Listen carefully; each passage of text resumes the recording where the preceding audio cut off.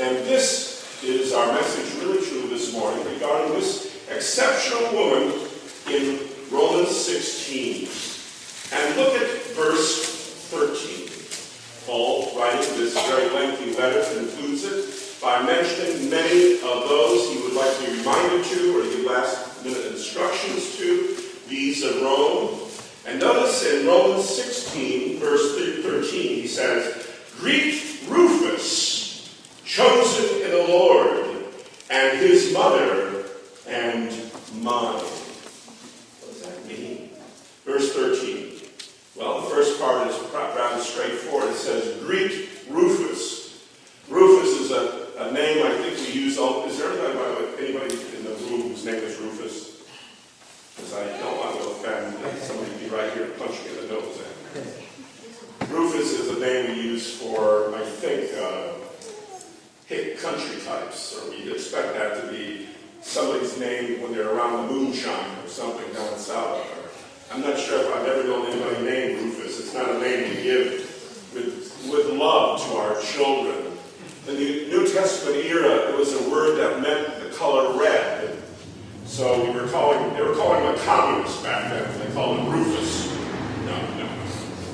His name was Rufus. And believe it or not, his name appears, it could possibly be, a little bit earlier in the New Testament in a scene in the book of John, where John describes Jesus on the way to the cross. And Jesus is dragging and carrying the cross. And one is pulled from the crowd. Remember his name? Simon of Cyrene. Simon the Cyrenian. And it says in the same verse, the only mention of him in the Bible, that he had two sons, and one of whose name was Rufus. Now,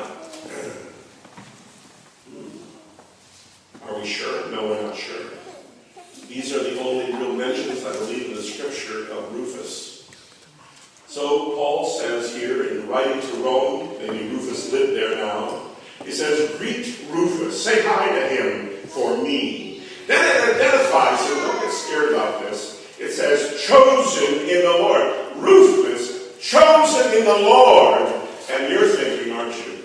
Oh no. Pastor's going to see that word, he's going to go way off board again. He's going to start thinking of that word elect and chosen, sort of that theological stuff that twists up our mind and makes us dizzy. No, not in this case. Because chosen here has the meaning not so much of election, not so much of election and salvation like that, but it has to do with Rufus being selected. Rufus being unusual and positively wonderful, of a character, of note.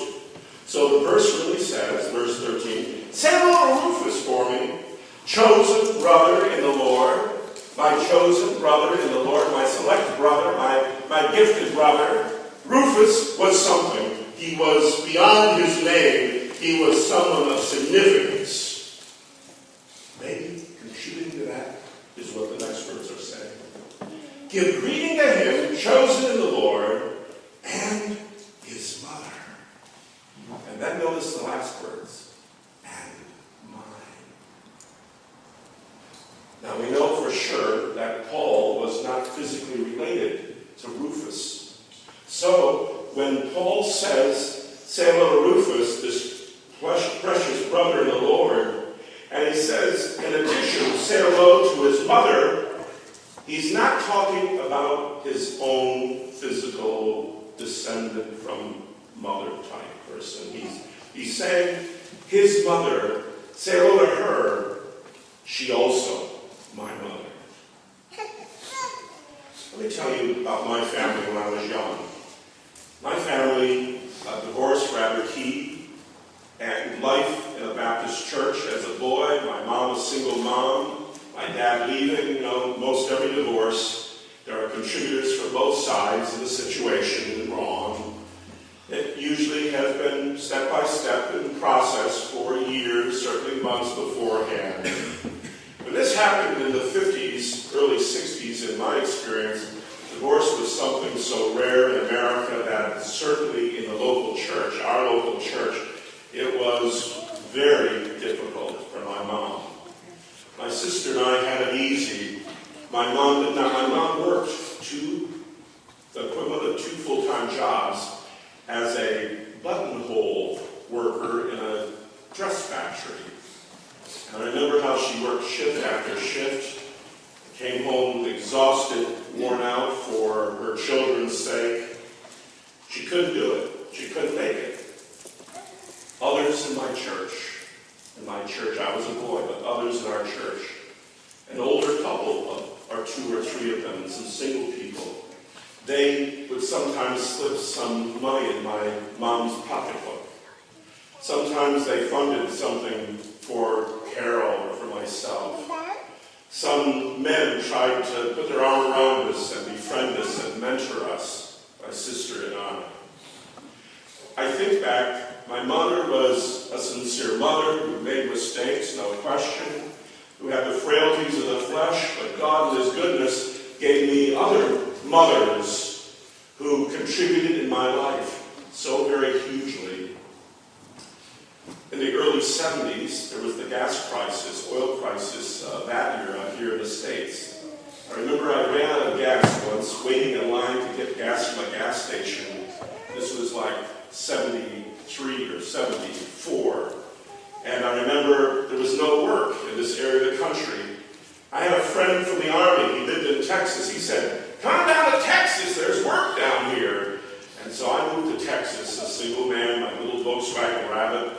I filled it up with all my possessions and went south in January of that year and found a little bit of heaven in Texas. There was work. I found also right across the street from where my friend lived and where I lived for a couple of days, a wonderful old woman named Gladys Harris. Gladys Harris was already then in her 70s.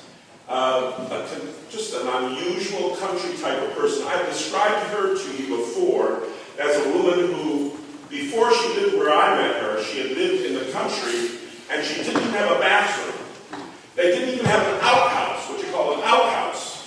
They were thankful to have outside of their house in the country a couple bushes. No bathroom, no outhouse, a couple bushes out there. And that was their life. And no doubt some of us come from something like that. I remember Gladys Weber. I've also mentioned to you how she told me with all sincerity once, she looked me right in the eyes and said, Randy, a man might just as well marry a fat woman because she's going to get fat anyway. I remember looking right in my eyes and giving me that profound advice. She was also the one that said, had this expression, maybe it's more common, I've never heard anybody else say it. She'd say, "Oh, same old stuff, same old stuff." And she'd always say, "Same old 6 and 7. Same old 6 and 7, she'd say. And I think about Miss Harris and how many meals I ate at her house. She had a retarded son my age. His name was Harper Harris. And he was retarded in a mild kind of happy way. He repeated motions. He would take a couple steps and then he'd put a step out and take it back. And, you wonder how to keep on his feet with balance. We became friends. I think about all the chicken dinners I ate at her place. And I went to her church, and she was what I called my Texas mama. My Texas mama. I had a mama up north still. Naya, she's been here years ago, now deceased. But Gladys was my Texas mama. And I think God was good to me. So many different ones like that. Have you had anybody like that in your life? When I first came to Woodside, there was a wonderful lady who I've often told her story about how she and her mother, they were Lutherans, and they were passing on 58th Street and crossing Roosevelt when they suddenly decided to go up these steep steps of a brick or stone building that obviously was a church, right where the bagel shop and where McDonald's is today. And when Mrs. Woods, then a very little girl, and her mother went up into that church building and stayed to that service, they never went back to the Lutheran church. And they stayed at the Woodside Church. And of course they were alive and came here as the church moved